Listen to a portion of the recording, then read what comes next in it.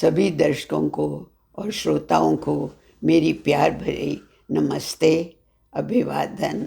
आपका स्वागत है। आज मैं आपके सामने परीक्षा नाम की कहानी लेकर प्रस्तुत हुई हूँ। आशा है आप ध्यान से सुनोगे और उसकी सराहना करोगे। शाम का समय था। बाहर बादल गड़गड़ा रहे थे।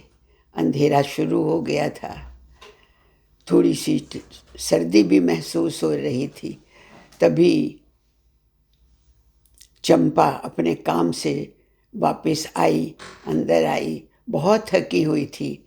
उसका दिल कर रहा था कुछ खा लूं, पर इतनी थकी हुई थी कि उसका बनाने को दिल ही नहीं किया।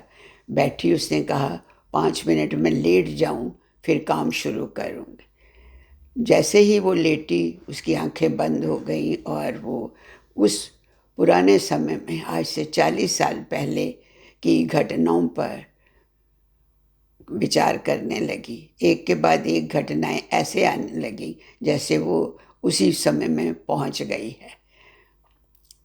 उनकी छोटी सी गृहस्थी थी। शादी होकर जब आई तो सास ससुर तो नहीं थे। हरिया उसका पति कुछ विशेष काम नहीं करता था। शुरू में तो उसका काम था, लेकिन बाद में कोई काम नहीं करता था। बस सारा दिन इधर उधर घूम घाम के आ जाता था। कहता था मुझे कोई नौकरी नहीं मिली, कोई काम नहीं मिला। पर कभी कभार जो काम मिलता था खेतों में, उसके द्वारा जो पैसा आता था उससे छोटी मोटी गृहस्थी चल जाती थी। धीरे धीरे करते गृहस्थी बढ़ने लगी। उसकी चिंताएं भी बढ़ने लगी कि बच्चों को खिलाएंगे कैसे। पहले राजू का जन्म हुआ, फिर रानू पैदा हो गई 2 साल बाद। इसी प्रकार उसके बाद रानू और गुड़िया, 4 बेटियां एक के बाद एक पैदा होती गईं। लेकिन खुशी के स्थान पर गमी भी बढ़ती गई। क्यों? क्योंकि कोई उनका ऐसा जरिया नहीं था जिससे वो उनका लालन पालन कर सके। हरिया जब थक जाता था, झुंझलाता था, शराब पीता था और कई बार चंपा को थप्पड़ भी लगा देता था। इस प्रकार घर में बहुत अशांति भी हो जाती थी। करते करते जब थोड़ा 5 साल की हो गई राजू, तो उसको स्कूल में किसी तरह से पड़ोसियों की मदद से डलवाया। जाती थी, पढ़ती थी, पढ़ने में होशियार थी। अकेली जाती थी। बाद में उसने धीरे धीरे 2 साल के बाद अपनी बहन को भी उसने वहीं दाखिल करवा लिया और दोनों बहनें मिल के जाती थी। खेलती कूदी पैदल ही चली जाती थी, क्योंकि स्कूल कोई बहुत ज़्यादा दूर नहीं था। सरकारी स्कूल था, उनको वहाँ से खाना मिल जाता था इसी खुशी में, और साथ ही साथ वर्दी भी मिलती थी। तो खुश थी कि चलो खाने को भी मिलता है, पहनने को भी मिलता है। दोनों बहनें पढ़ाई में बहुत तेज़ थी, हर चीज़ में भाग लेती थी। उनके कहने पर तीसरी बहन को भी वहीं पर दाखला मिल गया। अब तीनों बहनें मिल के जाती थी।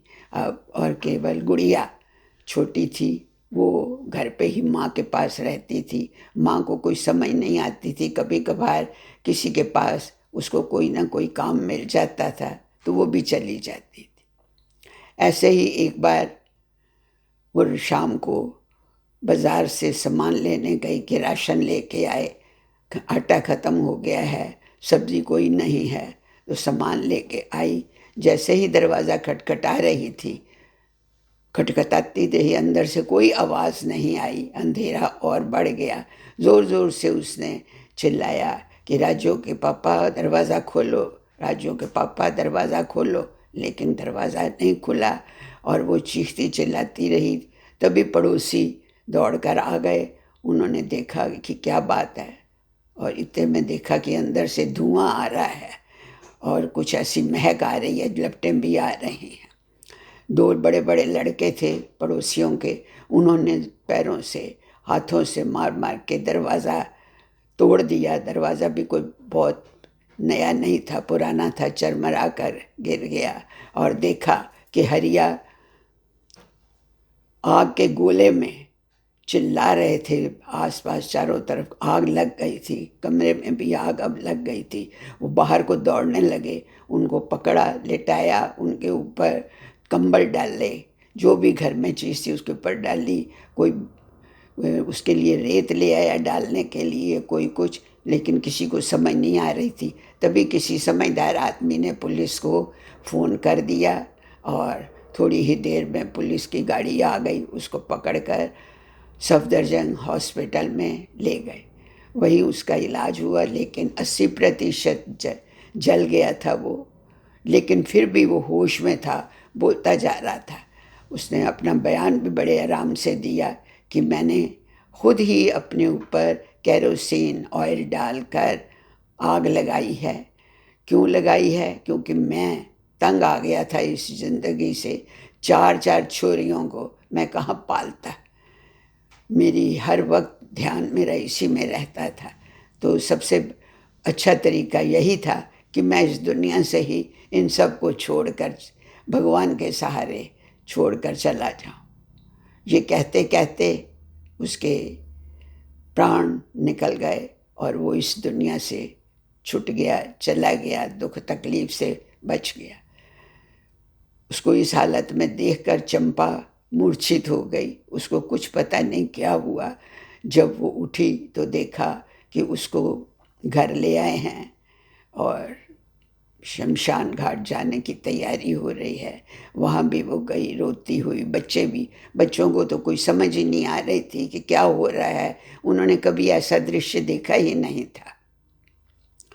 सब काम खत्म हो गया, घर में सूनापन आ गया, सब ऐसे पड़े हुए थे। पड़ोसी अच्छे थे, उन्होंने लड़कियों का ख्याल करते हुए खाना भी खिलाया, चाय पिलाई, बहुत ध्यान रखा।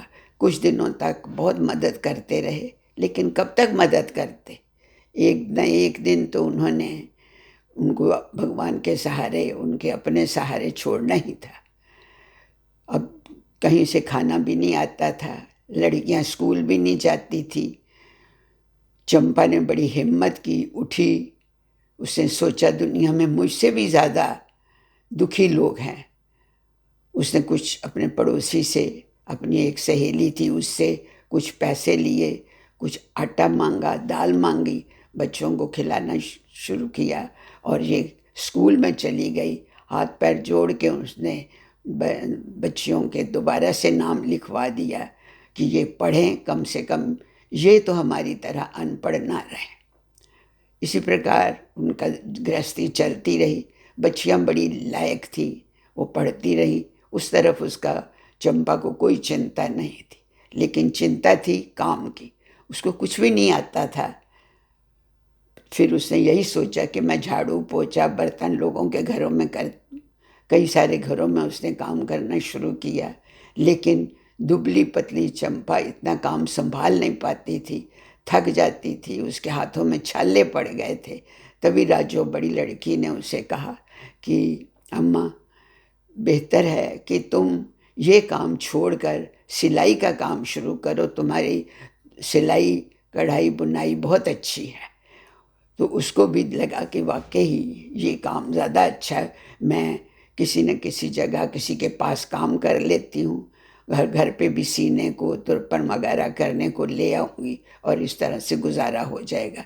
लड़कियाँ भी थोड़ी बहुत मदद कर देंगी। ये काम उसका पड़ोसी दर्जी था, उसके पास एक बार काम किया, फिर किसी और के पास किया और बाद में एक बुटीक के पर एक महिला ये काम करती थी। उसने इसके ऊपर दया करके इसकी काबिलियत देखकर इसको अपने पास बुला लिया और काम देना शुरू किया, काम सिखाया और एक मशीन भी धीरे धीरे इसने ले ली। घर पर भी ये सीती थी। राजू और रानू इसकी बड़ी मदद करती थी। जिंदगी ऐसे ही गुजरने लगी। परीक्षा हुई 12वीं में। अब राजू अब 12वीं की परीक्षा में प्रथम आई। खुशी की लहर उनके घर में छा गई, मिठाई खाई, सबने बधाइयाँ देने लगी। 2 दिन के बाद दूसरी बहन जो 10वीं में थी उसका भी रिजल्ट आ गया, बहुत अच्छे नंबरों में वो भी पास हो गई। इतनी खुश थी चंपा कि उसका बयान ही नहीं किया जा सकता। चारों तरफ घूम घूम के कहा कि देखो मेरी लड़कियों ने कितने अच्छे नंबर लिए हैं। अब लड़कियां चाहती थी कि हम काम करें और माँ घर में बैठे, पर उसको कहाँ मंजूर था। वो कहने लगी नहीं, काम तो मैं ही करूँगी, आप अभी पढ़ोगे। बड़ी बेटी को उसने बीए, फिर उसके बाद बीएड करवा दिया।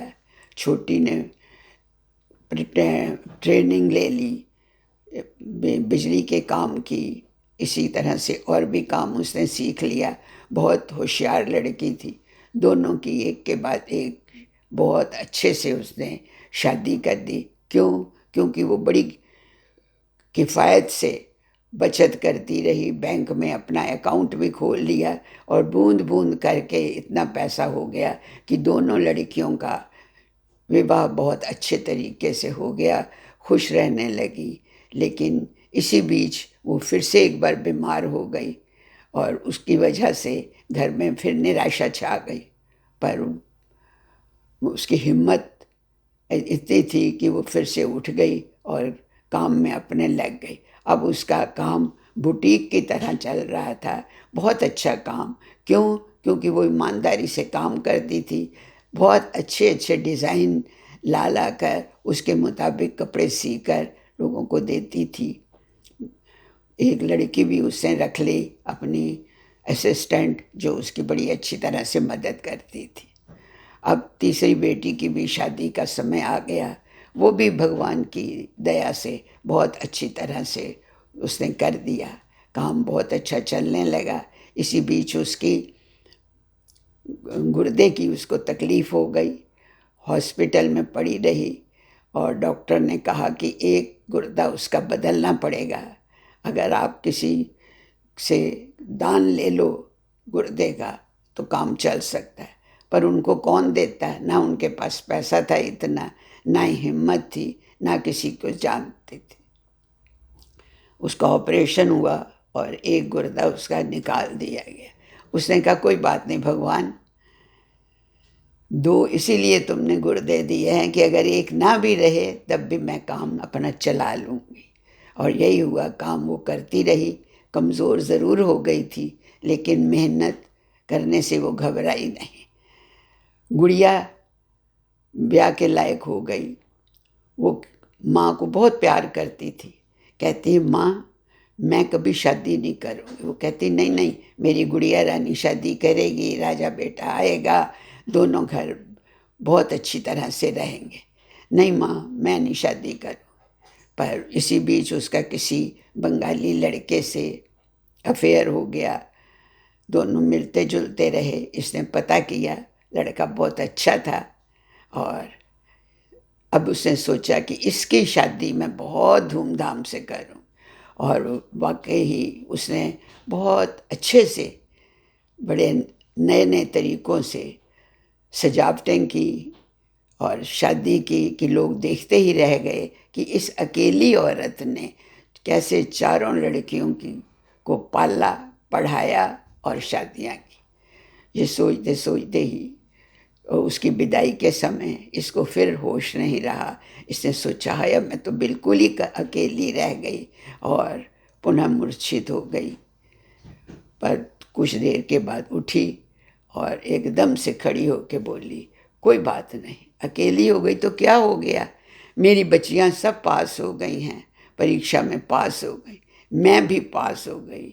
अंगड़ाई लेती हुई उठी और उसने कहा अपने पतिदेव से सिर मुँह ऊंचा करके कि देखो जी, देख रहे हो ना, आप तो मुझे छोड़ के चले गए पर मैं पास हो गई। मैंने आपकी चारों बेटियों को पढ़ा दिया, लिखा दिया और उनकी शादियां भी कर। मैं परीक्षा में पास हो गई, मैं परीक्षा में पास हो गई। ओ बहुत बहुत आपको धन्यवाद। आप सब ने मेरी इस कहानी को सुना। आशा है आपको पसंद आई होगी। पुनः आपको नमस्ते, अभिवादन और बहुत बहुत शुभकामनाएं।